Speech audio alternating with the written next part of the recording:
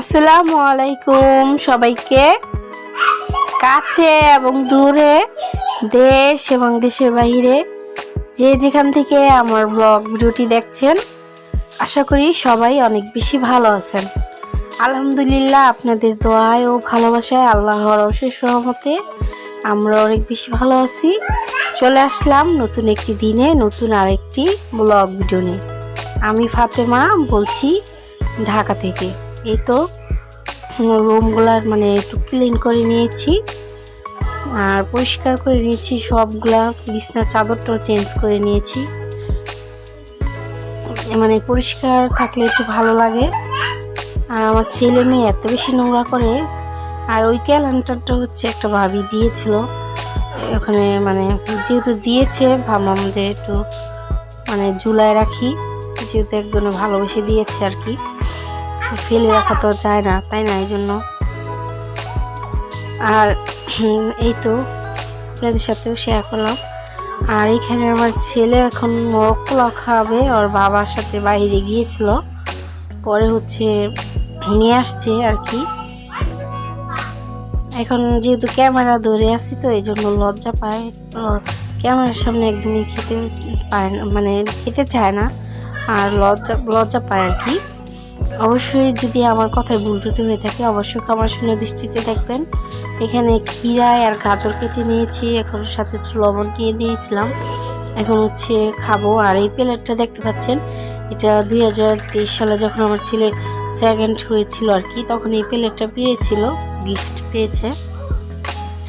আর এখানে আমার হাজব্যান্ড হাঁস নিয়ে আসছে। এই হাঁসটা 700 টাকা ছিল।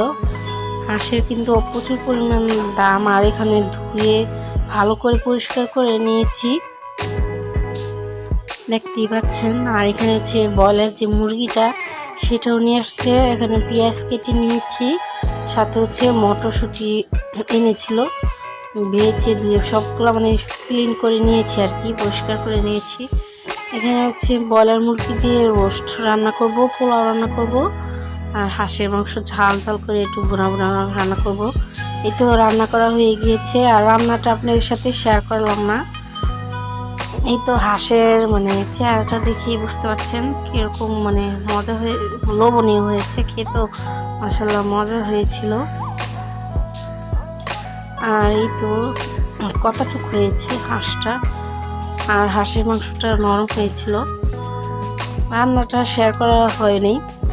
আর এই রোস্টটাও রান্না করেছি ছেলে মেয়ের জন্য, যেহেতু তারা হাঁসের মাংসটা খেতে পারে না, যেহেতু শক্ত থাকে না, ওরকম খেতে পারবে না।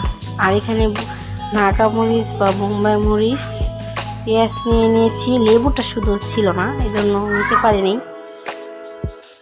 আর এখন পানি নিয়ে নিয়েছি। আর এই তো মটরশুঁটি দিয়ে পোলাওটা কিন্তু ঝরঝরা হয়েছে, খেতে অনেক মজা হয়েছিল। চামিচে লেগে গেছে, ভাবলাম এগুলো নিয়ে ফেলি। আর খাওয়াটা আপনাদের সাথে শেয়ার করলাম। অবশ্যই প্লিজ স্কিপ না করে ভিডিওটা ধৈর্য ধরে কন্টিনিউ করবেন। কোথাও যদি একটু বেশি ভালো লেগে যায় অবশ্যই আপনার ফ্রেন্ডস আর ফ্যামিলির সাথে আমার ব্লগ ভিডিওটি শেয়ার করতে পারেন। যারা অলরেডি এই কাজটা করে ফেলেছেন সবাইকে জানাচ্ছি অসংখ্য অসংখ্য ধন্যবাদ। এভাবেই আমাকে সাপোর্ট করবেন। আর আপনাদেরকে তো বারে বারে বলি যে একটা লাইক দিবেন, জানি না কেন লাইক দেন না, অনেকে ভিডিওটা দেখেন কিন্তু লাইকই দেন না। আর এই তো হাঁসের মাংস নিয়েছি, এটা ভাত দিয়ে নিয়েছি।